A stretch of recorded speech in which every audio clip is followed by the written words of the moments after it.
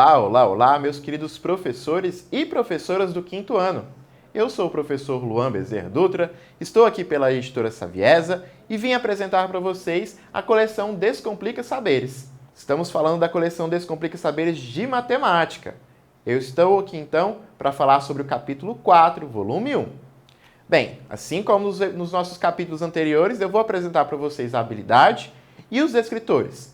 Além disso, eu trago aquela proposta interessante para você possivelmente trabalhar nas suas aulas. A gente começa então com a habilidade que foi trabalhada neste capítulo. Resolver e elaborar problemas envolvendo medidas de grandezas de comprimento, área, massa, tempo, temperatura e capacidade, recorrendo às transformações entre as unidades mais usuais em contextos socioculturais. Vocês estão percebendo que essa habilidade foi a mesma do capítulo anterior.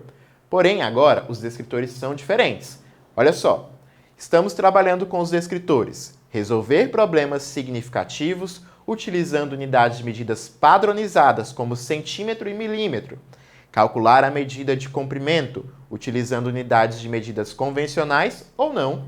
E resolver problemas significativos utilizando unidades de medidas padronizadas, como quilômetro e metro. Bem, nem só de descritor vai viver nosso vídeo de hoje. Então eu trago para vocês uma proposta, uma sugestão de como vocês podem potencializar o trabalho com este capítulo. A proposta tem em base a atividade 1. Olha só, Márcio precisa medir a altura da parede do seu quarto.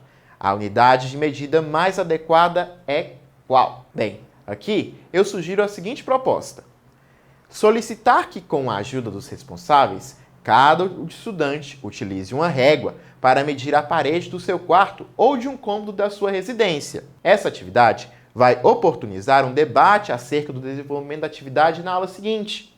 Você terá ali relatos dos estudantes de quais objetos ele utilizou, como ele fez essa medição, quem o ajudou. Tudo isso possibilita que você apresente para o estudante diferentes ferramentas de medição. Utilizaram a régua, utilizaram trena, com o auxílio de um barbante, fitas ou cordas. Como foi esse processo? Nossa proposta não termina aí.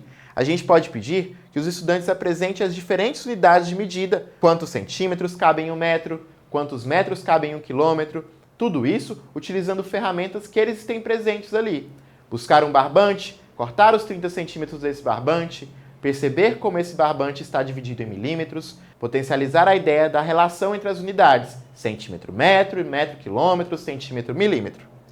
Com o auxílio de barbante, fitas, apresentar as diferentes unidades, como eu disse, apresentar diferentes objetos e questionar qual unidade de medida seria a mais indicada para representar o comprimento destes. Nossa proposta começou solicitando que o estudante faça uma medição do seu quarto, de um cômodo, de uma parede. Seria interessante fazer essa medição em centímetro, em metro? Qual a melhor ferramenta? Qual a melhor unidade para fazer essa representação? Outra proposta que eu trago para vocês é da atividade 13. 2 irmãos vão à escola todos os dias utilizando o ônibus do transporte público que para na frente da casa que moram. A parada, ponto do ônibus, mais próximo da escola, fica a 100 metros de distância.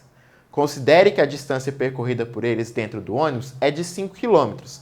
Então, a distância em metros que eles percorrem por dia para ir e voltar à escola é igual a quanto?